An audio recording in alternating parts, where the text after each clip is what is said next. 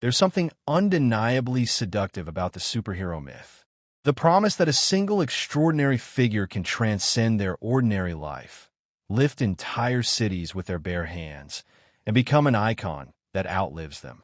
But beneath this promise is a more insidious cultural truth. These myths have become a form of soft power, part escapism, part marketing machine, part ideological delivery system. Alejandro Inarritu's Birdman is perhaps the most biting, self-aware critique of this phenomenon. A story about a man shackled by his own myth, desperate to prove he is still real in a world that only sees him in costume. Regan Thompson is haunted, literally, by the voice of Birdman, the blockbuster superhero that wants to find his fame. That voice is not just his alter ego. It is the embodiment of our collective hunger for spectacle over substance. It's the whisper that says, why bother with honest art when you can put on the suit and give the masses what they crave? Of a film that's like a theme park film, for example, the Marvel-type pictures, where the theaters become amusement parks. And he's right. In their most cynical form, these stories have evolved into cultural monopolies. They swallow up screen time, attention spans, and the air in every conversation. The film itself is explicit about this suffocating dominance. When the Birdman voice taunts Regan, people love action. They don't give a shit about this talking, depressing, philosophical bullshit. It's not only mocking Regan's fragile artistic ambition, but diagnosing the audience's own addiction to escapist fantasy.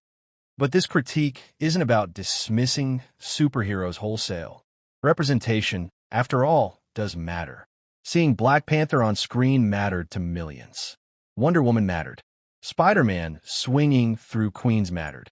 Yet when representation becomes a checkbox on a corporate agenda, rather than a reflection of real humanity, you end up with movies engineered more to placate than to provoke. For all their glossy affirmations of diversity, many recent superhero films feel hollow, like propaganda in bright spandex. They repeat the same narrative loop.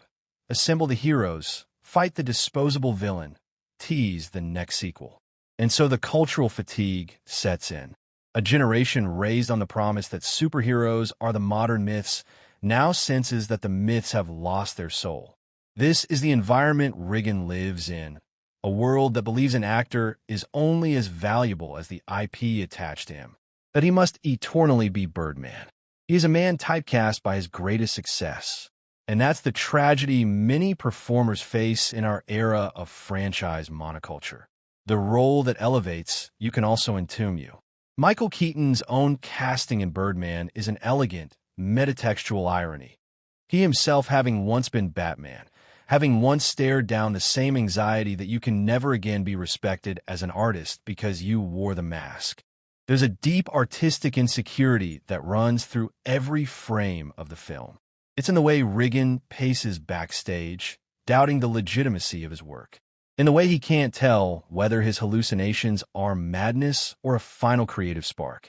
Birdman is, in many ways, an extended meditation on the question, can you ever reclaim your humanity after you have sold it to the machinery of mass entertainment? Or will the suit always be more real to people than you ever were? And so, in its magical realism, Regan levitating in his dressing room, hurling objects with telekinesis, soaring above Manhattan. The film visualizes the tension between personal validation and collective adoration. These are the fantasies of a man desperate to prove he still matters. They're the same illusions we chase when we sit in the dark and watch caped figures conquer death and consequence. In this, Birdman holds up a mirror to the infantilization of the audience. We want heroes who save the world because it spares us from the burden of fixing anything ourselves. We want heroes who never age because they make our own mortality feel less suffocating. But what happens when the culture that promised transcendence begins to reveal its emptiness? When even the actors behind the mask feel the void opening up beneath them? This is the question at the heart of modern superhero fatigue. Audiences today aren't just bored of the sameness. They're disillusioned by the absence of anything genuine beneath the spectacle. Once the idea of a shared cinematic universe felt revolutionary. Now, It feels like watching a factory line. You can sense the artifice, the compulsory cameos, the moral simplicity masquerading as profundity. When everything is designed to be palatable to everyone, you end up with something that means nothing to anyone. Riggins' escape into Birdman's voice is the same as our own retreat into safe, predictable stories. Escapism is addiction, a salve for existential dread, a convenient distraction from confronting the parts of ourselves that are unfinished or unworthy. The tragedy is that even in his final moments, soaring out that window into an ambiguous future, Riggin may still be clinging to fantasy. He may never fully escape the shadow of Birdman because the culture won't let him, and because part of him doesn't want to. There's always an easier path in returning to the suit. It is no accident that Birdman came out in 2014, a moment when the superhero boom was cresting. 10 years later, the cultural mood has shifted. Now, you can feel the hunger for something darker and more introspective. Watchmen dissected the myth of the benevolent savior, showing how power corrupts even the most idealistic. Logan stripped away the bombast to tell a story about decay, regret, and the inevitability of death.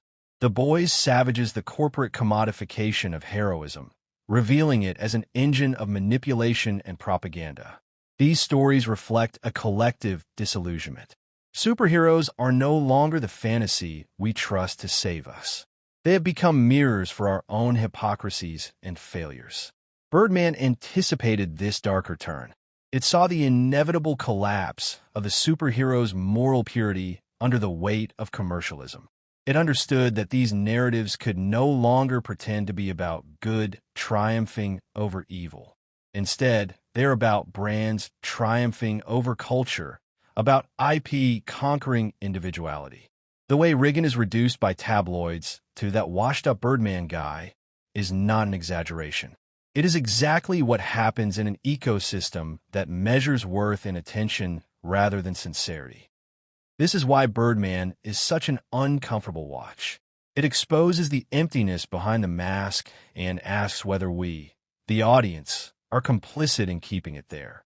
Whether our own craving for easy transcendence has hollowed out the culture to the point that all that remains are endless reboots, each less meaningful than the last.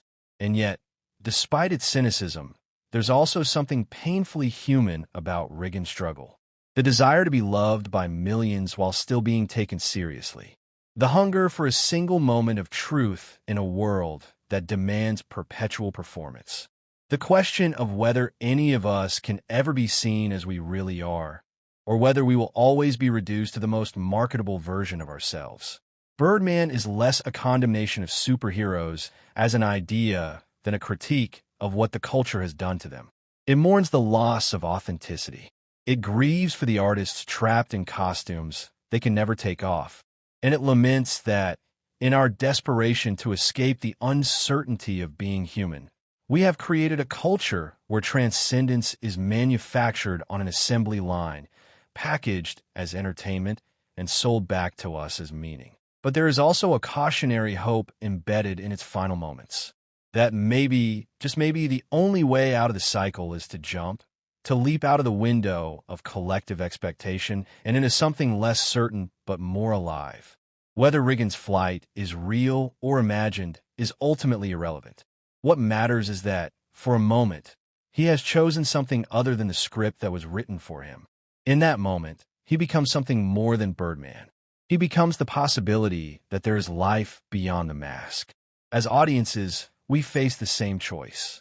We can keep surrendering our imagination to the same safe fantasies, or we can demand stories that challenge us, unsettle us, and remind us that to be human is to be unfinished and imperfect. We can keep applauding the suits and the spectacle, or we can ask what it means to take them off. Because if there is one thing Birdman makes brutally clear, it is that the most dangerous fantasy is not that superheroes exist. It is that they are all we deserve.